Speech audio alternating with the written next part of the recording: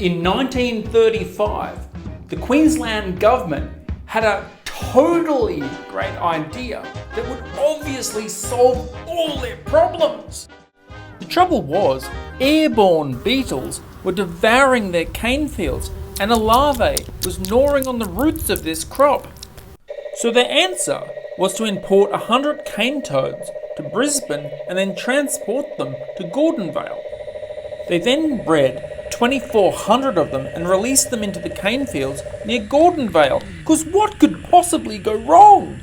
Just one man saw the ecological disaster that this toad represented, and his name was, I'm not even joking, Walter Froggatt. He is actually quoted to saying to the government, "This great toad, immune from enemies, omnivorous in its habits, and breeding all year round, may become as great a pest as the rabbit or cactus." So what on earth was the Prime Minister Joseph Lyons thinking when he ignored our man Froggatt? Why didn't he see sense? See, the thing is, at the time, the cane toad had been a resounding success in both Costa Rica and Hawaii. See, when these toads were released, it was a time of great financial difficulty, as the economy was just recovering from the worst part of the Depression. So they believed that these cane toads would be a cost-effective way of fixing their problem. And by gum, were they mistaken. It was this misplaced hope that led to Froggatt's warning to being rejected. Just 2 months after their release at Gordonvale, their number had increased to 24 times as many. But had they done anything to the cane beetles and the larvae? No, they had not. What's worse, the scientists who released them in an effort to save money didn't even test whether cane toads even eat our cane beetles. So with none of the checks done, the Queensland government was like, release more of my pretties around Cairns and Innisfail.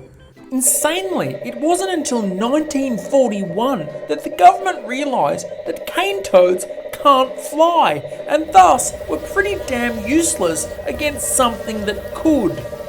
Not only this, but when cane larvae turn into beetles, they fly away at dusk. Whereas cane toads are nocturnal, so mostly they'd miss one another. Despite not having any effect whatsoever on cane beetle populations, yet more cane toads were released in the Byron Bay area in the 1960s, and the same outcome was repeated. It wasn't until 1986 that the government realised that Froggatt was right all along.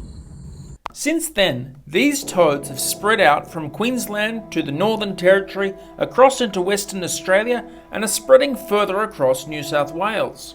And it's thought that if their movement is not stopped, they may even reach South Australia or Victoria one day. And as you probably realise, these toads are poisonous, and as they spread across Australia, they absolutely decimate Australia's wildlife. But before I wrap up, what happened to our man Froggatt? Well, he croaked in 1937. My apologies, I just couldn't resist. Terrible dad jokes aside, his memory lives on in the form of the Froggatt Awards, which are given to those who have made a major contribution to protecting Australia's native plants and animals, ecosystems and people from dangerous new invasive species. Anyway, if you've learnt anything new, please like, share, subscribe, press the bell notification. Cheers! Thanks.